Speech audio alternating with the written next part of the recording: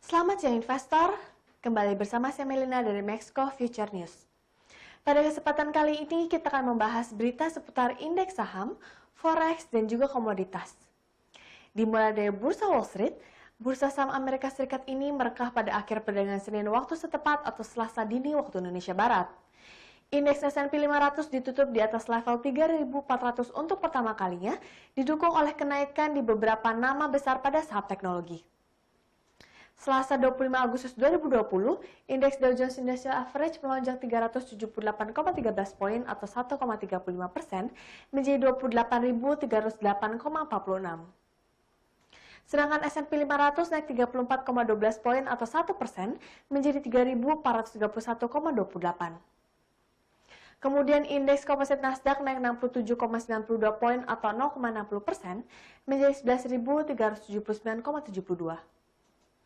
Di sisi data, indeks aktivitas nasional Fed Chicago, indeks bulanan yang dirancang untuk mengukur aktivitas ekonomi Amerika Serikat secara keseluruhan dan tekanan inflasi terkait, turun menjadi 1,18 pada Juli dari yang sebelumnya 5,33 pada bulan Juni.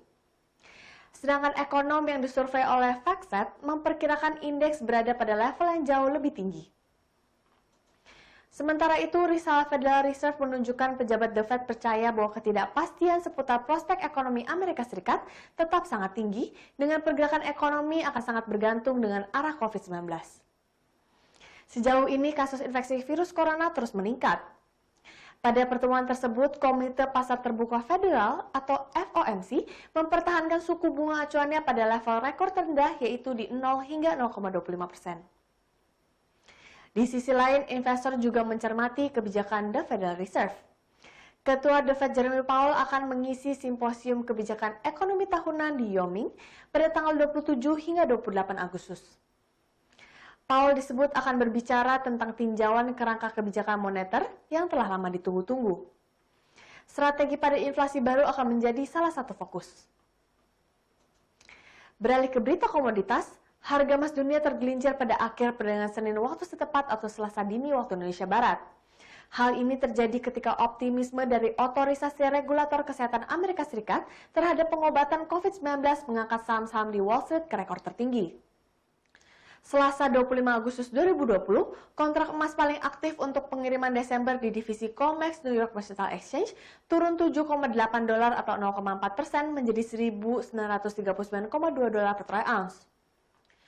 Indeks S&P 500 dan Nasdaq mencapai rekor tertinggi setelah Badan Pengawas Obat dan Makanan Amerika Serikat menyetujui penggunaan darurat plasma darah pada pasien COVID-19. Dan berdasarkan laporan pemerintahan Trump, ini dapat mempercepat kandidat vaksin. Namun kesepakatan antara Partai Demokrat dan Republik tentang Undang-Undang Bantuan Virus Corona tetap belum dapat dicapai. Sementara pengembangan vaksin COVID-19 dan peningkatan data ekonomi menghadirkan hambatan jangka pendek bagi emas.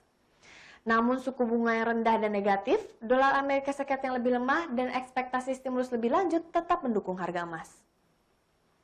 Bank-bank sentral di seluruh dunia telah meluncurkan langkah-langkah stimulus besar-besaran untuk meringankan kerusakan ekonomi yang disebabkan oleh pandemi COVID-19.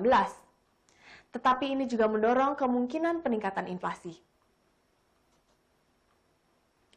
Beralih ke berita minyak, pada perdagangan pagi ini, harga minyak mentah untuk kontrak yang aktif diperdagangkan bergerak tak seirama. Minyak Brent menguat sementara untuk acuan Amerika Serikat yakni West Texas Intermediate justru terkoreksi. Pada pukul 9.28 waktu Indonesia Barat, minyak berjangka Brent naik 0,2% ke level 45,21 dolar per barrel. Sedangkan West Texas Intermediate turun 0,14% ke harga 42,56 dolar per barrel. Harga kedua minyak acuan ini pada perdagangan kemarin ditutup menguat ke level 45,13 dolar per barrel untuk Brent dan juga 42,60 dolar per barrel untuk West Texas Intermediate.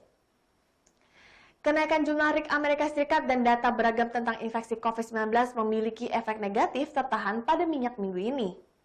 Sebagian berkat kemungkinan gangguan dari dua badai terpisah yang bergerak ke wilayah pantai Teluk Amerika Serikat, dan perusahaan energi Amerika Serikat dikabarkan mulai memangkas produksi di kilang minyak pantai Teluk Amerika Serikat pada hari Senin setelah menutup 82% dari produksi minyak mentah lepas pantai di daerah tersebut.